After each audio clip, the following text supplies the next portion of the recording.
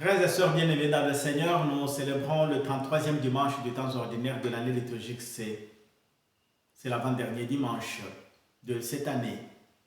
En ce dimanche, la parole de Dieu, surtout l'Évangile et la première lecture, nous présente des événements apocalyptiques, des événements de la fin des temps.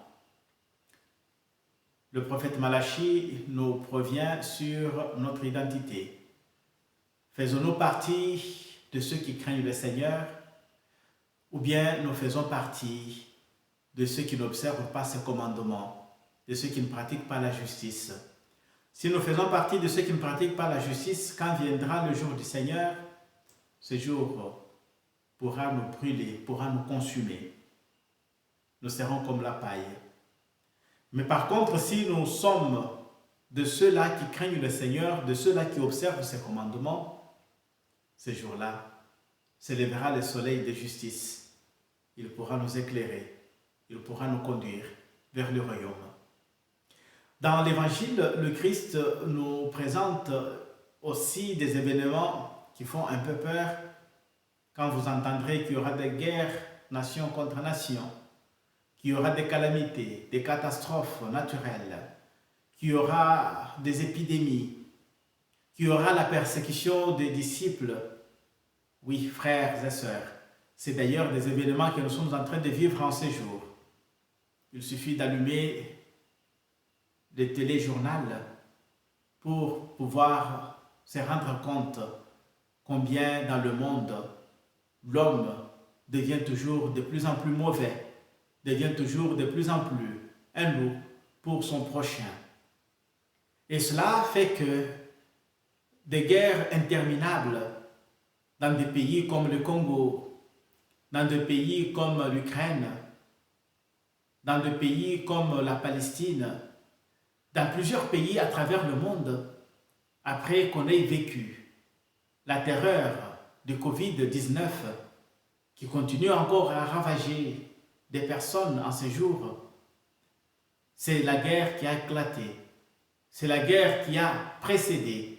Et cette guerre, est-ce que, à un certain moment, elle ne nous a pas fait penser que c'est vraiment la fin du monde? Des épidémies, ça et là, des pluies qui détruisent des maisons, qui emportent des vies humaines, des vents violents qui secouent le monde. Nous l'avons suivi récemment en Haïti, aux Philippines. Tous ces événements, parfois, peuvent nous faire penser que c'est la fin du monde. Mais le Christ nous dit, ce n'est pas encore la fin du monde. Même quand vous serez persécutés, même quand vous serez conduits devant des tribunaux, même quand vous serez conduits devant des synagogues, ne pensez pas que c'est déjà la fin. C'est tout simplement une occasion pour vous de rendre témoignage de votre persévérance, de rendre témoignage de l'amour gratuit que vous avez reçu de Dieu. Ainsi, le Christ voudrait dire à chacun d'entre nous que la confiance que nous devons placer en Dieu doit dépasser même tout ce qui peut se présenter devant nous comme des obstacles, tout ce qui peut se présenter devant nous comme des événements malheureux, tout ce qui peut se présenter devant nous comme des éléments pour nous décourager dans notre foi, dans notre espérance. Nous devons rallumer cette espérance, nous devons rallumer cette foi dans ce Dieu qui prend soin de tous ses enfants.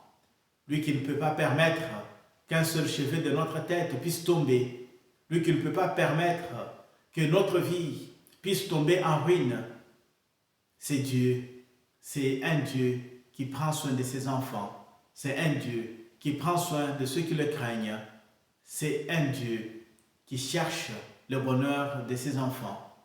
Il ne conduit nos pas vers son royaume et il voudrait que chacun d'entre nous se sente à l'aise en sa présence. Il nous a envoyé son Fils Jésus et ce Christ qui a donné sa vie pour notre salut. Il nous a promis qu'il ne nous laissera jamais orphelins.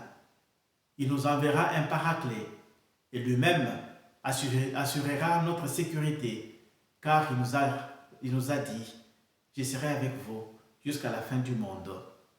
Alors c'est cette conviction qui peut nous permettre de ne pas avoir peur en écoutant une parole comme celle-ci sortir de la bouche de notre Dieu. Une parole comme celle-ci, une parole apocalyptique sortir de la bouche de Jésus, elle ne doit pas nous faire peur.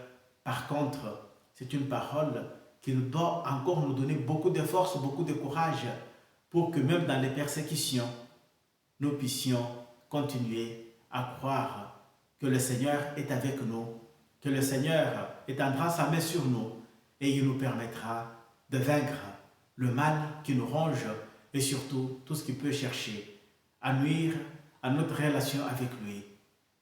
Saint Paul nous exhorte à nous mettre au travail, pas seulement au travail manuel, comme lui-même est en train de demander à ce que celui qui ne travaille pas ne mange pas, mais je voudrais aussi insister sur le fait que chacun d'entre nous se mette au travail pour les services de Dieu, afin que le nom de Jésus-Christ soit connu par tous les peuples de la terre. Bon dimanche à tous.